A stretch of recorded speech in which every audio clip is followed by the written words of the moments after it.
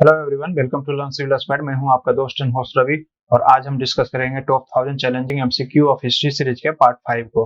और ये detail explanation के साथ होगा और ये हेल्पफुल होगा आरआरबी एनटीपीसी ग्रुप डी के सारे एग्जामों के लिए हेल्पफुल होगा। बिहार एसआई हो, यूपी एसआई हो, सारे एग्जाम के लिए ये बहुत ही हेल्पफुल कंटेंट होगा। और अगर आपने इस चैनल को अभी तक सब्सक्राइब नहीं किया प्लीज सब्सक्राइब कर लें और बेल आइकन भी दबा देना जिससे कि आपको लेटेस्ट नोटिफिकेशन मिलती रहे। सो चलिए स्टार्ट करते हैं आज का पहला क्वेश्चन है, कुतुब मीनार के निर्माण में निम्नलिखित में से कौन शामिल थे? ए कुतुबुद्दीन ऐबक, अलाउद्दीन खिलजी, थर्ड हुमायूं। तो इसमें से कुतुबुद्दीन ऐबक तो शामिल था, सेकंड अलाउद्दीन खिलजी इसमें से शामिल नहीं था, थर्ड हुमायूं भी शामिल नहीं था। तो इसका राइट आंसर हो जाएगा only one is the right one. अगर बात करते हैं कुतुबुद्दीन ऐबक की, कुतुबुद्दीन ऐबक 1206 में स्थापित किया था, गुलाम वंश का स्थापना किया था यानी कि स्लेव डायनेस्टी का। और ये राजा रहा था 1210 तक। उसके बाद 1211 से इल्तुतमिश रहा 1236 तक इस राज्य का राजा, ठीक है।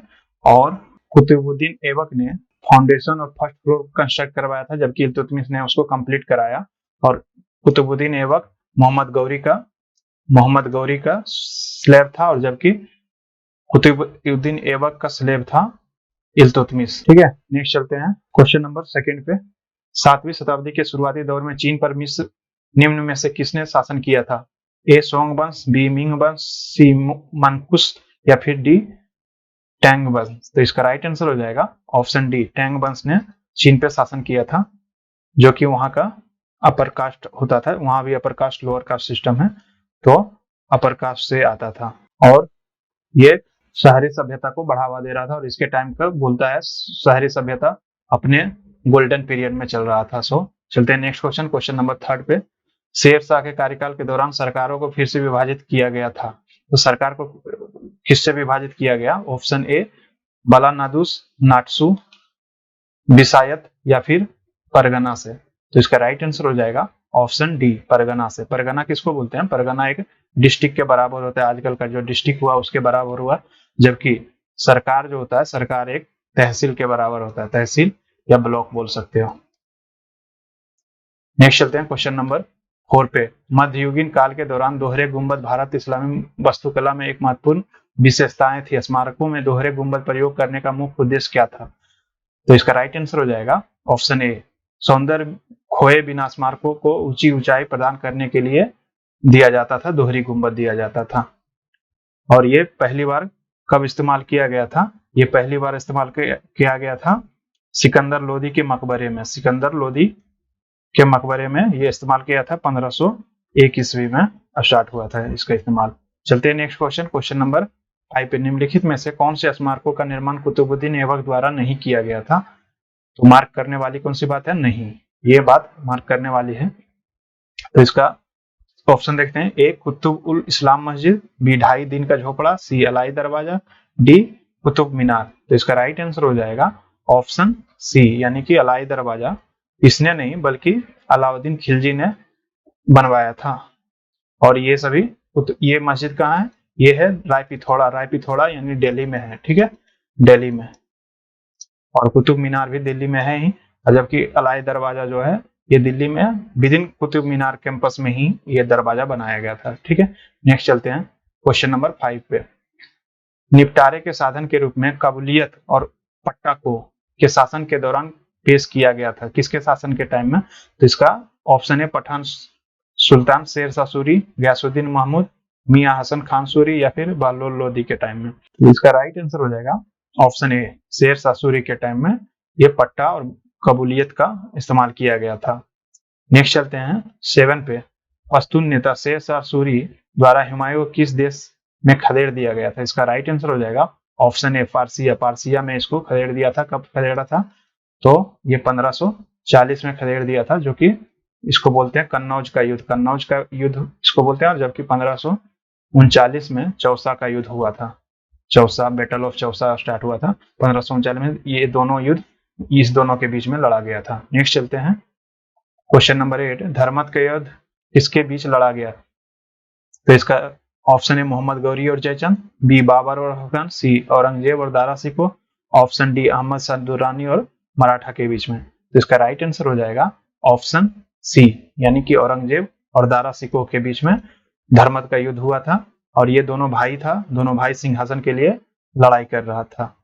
और बात करते हैं मोहम्मद गौरी और जयचंद का, तो इसका 1194 में युद्ध हुआ था। 1194 बाबर और अफगान के बीच में कब हुआ था? घग्गर का युद्ध हुआ था। घग्गर 1529 में हुआ था। और मराठा का थर्ड बैटल ऑफ पानीपत भी बोलता, मराठा और अहमद शाह दुर्रानी के बीच में थर्ड बैटल ऑफ पानीपत हुआ था। और ये कब हुआ था? 1761 में हुआ था ये वाला युद्ध, ठीक है। और अगर बात करते हैं सेकेंड बैटल ऑफ, यहाँ लिखते हैं सेकेंड बैटल ऑफ पानीपत कब हुआ था? तो ये 1556 में हुआ था। ये अकबर और किसके बीच हुआ था, बता सकते हो? अकबर और हेमू के बीच में हुआ था, ठीक है। और फर्स्ट बैटल ऑफ, ये तो आंसर इजी है, ये बताना होगा। फर्स्ट बैटल ऑफ पानीपत किसके बीच हुआ था? तो ये बाबर और लोधी के बीच में हुआ था, ठीक है। लोधी, ये 1526 में हुआ था। और बात करें अहमद शाह दुर्रानी का हो गया 1761 में। चलते हैं नेक्स्ट क्वेश्चन नंबर 9 पे। कनिष्क के एक प्रसिद्ध शासक थे, किस वंश का कनिष्क शासक था? तो इसका राइट आंसर हो जाएगा ऑप्शन सी, कुषाण वंश के संस्थापक था। सॉरी, संस्थापक नहीं, कनिष्क वंश एक शासक था, प्रसिद्ध प्रशासक था इसका, कुषाण वंश का। तो चलते हैं नेक्स्ट क्वेश्चन नंबर 10 में। निम्नलिखित में से कौन सा हुमायूं का पूरा नाम था? तो इसका राइट आंसर हो जाएगा ऑप्शन ए, नासिर-उद-दीन मोहम्मद हुमायूं इसका पूरा नाम था। नेक्स्ट चलते हैं क्वेश्चन नंबर 11।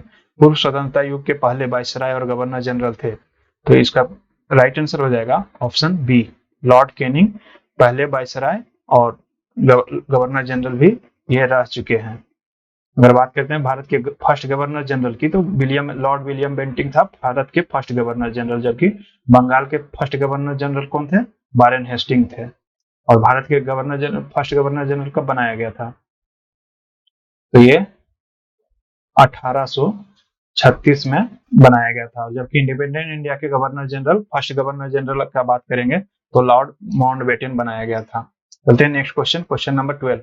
गुप्त वंश के संस्थापक कौन थे? Option A Samudragupta, B Chandragupta, 1 Ramagupta, D Vikramaditya. इसका राइट आंसर हो जाएगा ऑप्शन बी, चंद्रगुप्त 1 जो थे वो गुप्त वंश के संस्थापक थे। चलते हैं नेक्स्ट क्वेश्चन 13 पे। सिंधु घाटी सभ्यता के लोगों का मुख्य व्यवसाय क्या था?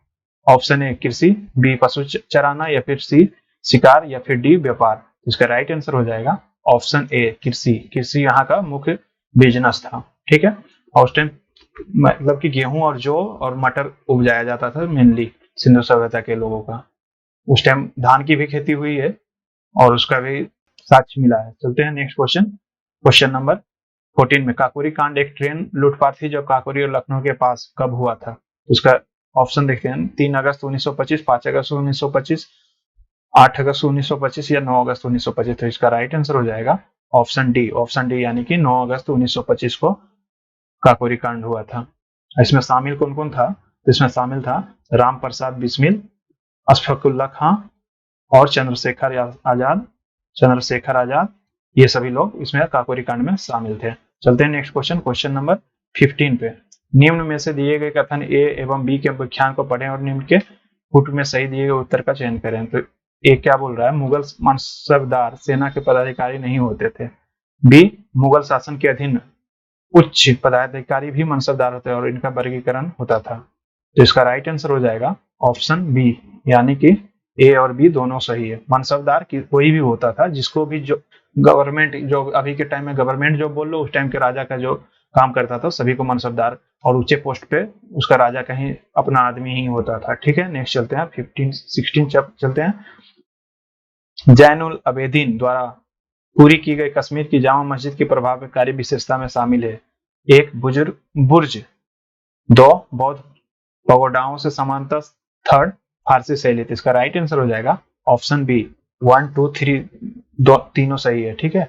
चलते हैं नेक्स्ट क्वेश्चन नंबर 17 पे। 1973 के चिपको आंदोलन का अग्रणी कौन था?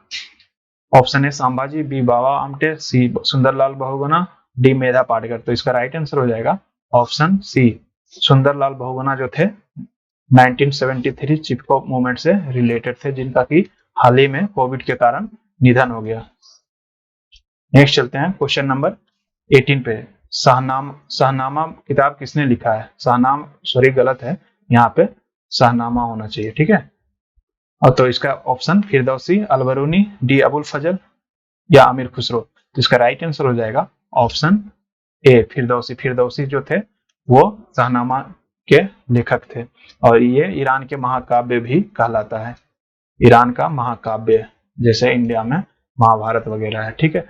अलबरूनी और फिरदौसी दोनों किसके दरबार में रहा करते थे? मोहम्मद गजनी के दरबार में रहा करते थे, जबकि अबुल फजल अकबर के दरबार में रहा करते थे, अकबर के दरबार में। और आमिर खुसरो, इनको तोताए हिंद भी बोला जाता था और ये दिल्ली सल्तनत काल में सभी राजाओं के पास रहे थे। चलते हैं next question, question number 19। Lord Mountbatten का सबसे विवादास्पद उपाय निम्न में से कौन सा था?